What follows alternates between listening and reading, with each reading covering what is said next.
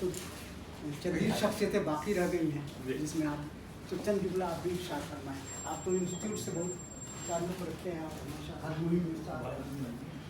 मैं तो आपके इंस्टीट्यूट का मेंबर हूँ, इसलिए मैं सोचा तो मुझे नहीं बोलना होगा।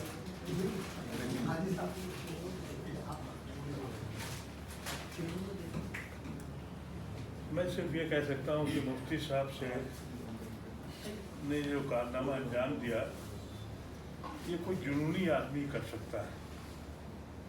और पिछले इतने सालों से मेरा ताल्लुक़ रहा मुफ्ती साहब से, एक जुनून की कैफियत काम करने की इनकी है।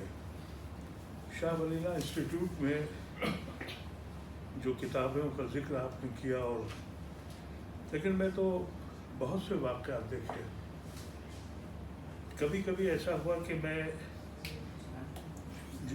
हरियाणा और पंजाब गया तो वहाँ देखा कि जो वहाँ के औकाफ की ज़मीनों पर और मसाजिद पे काम किया था, वो कोई इनफरादी शख्स की नहीं लगता कि एक अकेले शख्स ने। और अभी मैं पंजाब गया था वक़्फ़ की ज़मीनों के मसले पर। जैसा मुफ्ती साहब ने कहा कि वक़्फ़ के मसाइल बहुत शदीद हैं, क्योंकि मैं गुड़गांव में रहता हूँ तो मुझे वहाँ अंदाज़ा हुआ कि मुफ्ती साहब को ले गया, एक एक जगह उन्होंने बताई कि यहाँ एक मस्जिद है, इस तरफ चलिए, इस पे कब्ज़ा है। पंजाब से ले कर हरियाणा तक जितनी मसाजिदों पर कब्ज़ा मुफ्ती साहब की उंगलियों पे है। ये अकेला शख्स, एक झोला हाथ में, उसमें कागज और एक गैर मामूली इन्होंने काम किया। मैंने नहीं देखा कि कभी इन्होंने फिक्र की हो, और मुझे मालूम नहीं है कि कैसे करते हैं ये, किताबत से लेकर कि छपवाना, भिजवाना, लोगों से ताल्लुक़ रखना। और मैं दिल्ली में आने के बाद बहुत से लोगों से मिला, लेकिन मुफ्ती साहब का जो असर मेरे ऊपर हुआ, मैंने हमेशा कोशिश की कि मुफ्ती साहब के किसी भी काम को मैं मना नहीं कर सकता, इसलिए कि मैंने ऐसा जुनूनी शख्स जो अमल करता हूँ। मैंने हमेशा ये देखा, बड़ी बड़ी प्लानिंग होती है और बड़े बड़े बयानात होते हैं। इनसे जब बात की तो उनका करिए, कल से शुरू करते हैं, एक मसला नहीं, एक अंजुमन है, खुद अपने नहीं है। लेकिन अफसोस ये है कि मेरी मिल्लत ने कभी ये सोचा नहीं। बड़ी बड़ी तंजीमें हैं मुसलमानों की, बड़ी बड़ी जायदादें हैं, क्या वो 2 कमरे नहीं दे सकते थे?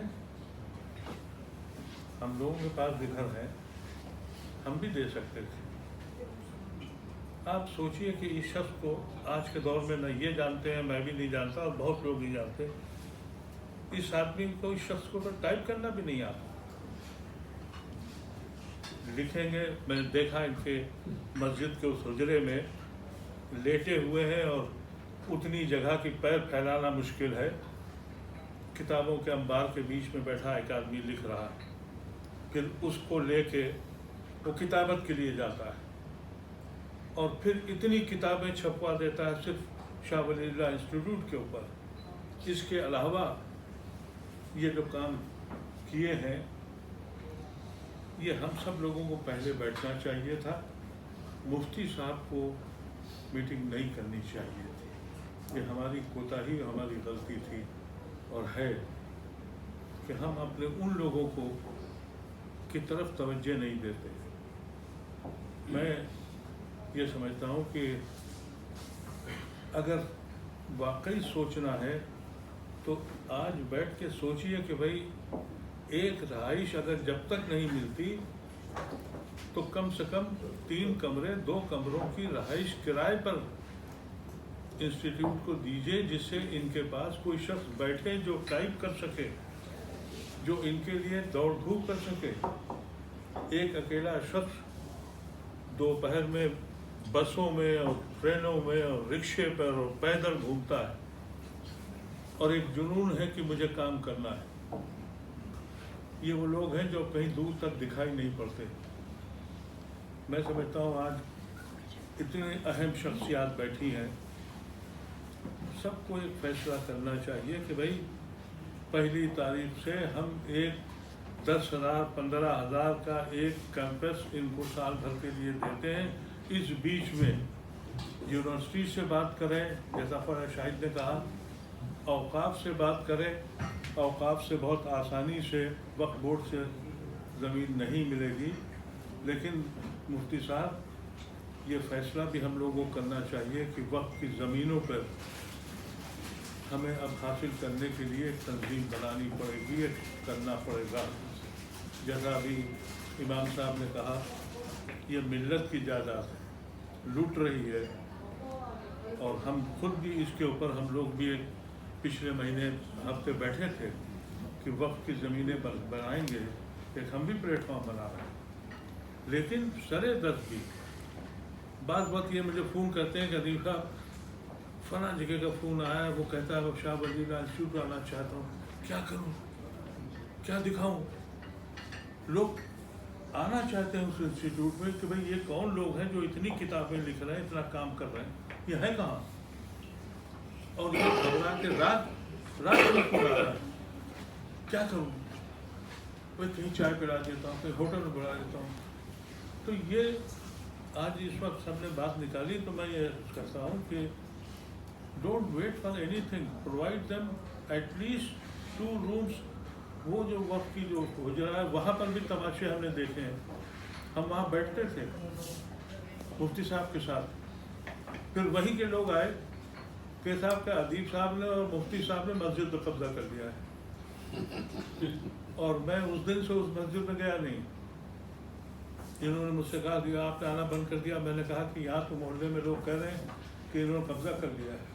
कब्जा सिर्फ इतना सा था कि इन्होंने अभी बाउंड्री वाल का किस्सा बताया कि वो ज़मीन मस्जिद से छोटी सी मिली हुई ज़मीन थी, वहाँ पर कब्जा हुआ। वहाँ पर कई बार हमने हटवाया, और उस वक्त क्योंकि नजीब जंग गवर्नर थे और मैं MP था, जब मैं रिटायर होने लगा तो मैं वक्फ बोर्ड के बाद इनके साथ गया। मैंने कहा कि भाई ये बाउंड्री वॉल तो कर दीजिए, कम से कम यहाँ अब तो मूर्ति रख दी है। तो वक्फ बोर्ड के उस CEO ने कहा कि हमारे पास पैसे नहीं। तो फिर हम लोगों ने अपने पैसे खर्च करके रमज़ान में पूरी रात खड़े होकर दीवार बनवाई, और क्योंकि वो दौर दूसरा था, नहीं तो हम जेल में होते। और उसके बाद जब वो बन गई दीवार, और ये सोचा कि अब ये शाह वलीउल्लाह इंस्टीट्यूट का एक कमरा बन जाए, तो फ़ौरन ये कहा गया कि साहब ये तो मुफ्ती अताउर रहमान कासमी ने और अदीब ने कब्जा कर लिया है। ये हमारी मिल्लत की हालत है। तो वहाँ कभी न कभी वहाँ भी हंगामा होगा। इसलिए मेरी तो ये गुजारिश है कि इतना तो हम लोग अफोर्ड कर सकते हैं कि एक ऐसी रहाइश दें जिनको एक इनको सेक्रेटरियल स्टाफ तो मिले जो ये किताब लिखते हैं या जो ये रिसर्च कर रहे हैं, एक हेल्पिंग हैंड हो। मैं समझता हूँ कि हम सब लोग इस वक्त बैठ के फैसला कर लें। वक्फ की ज़मीन आपको मिलेगी, लेकिन उस पर वक्त लगेगा।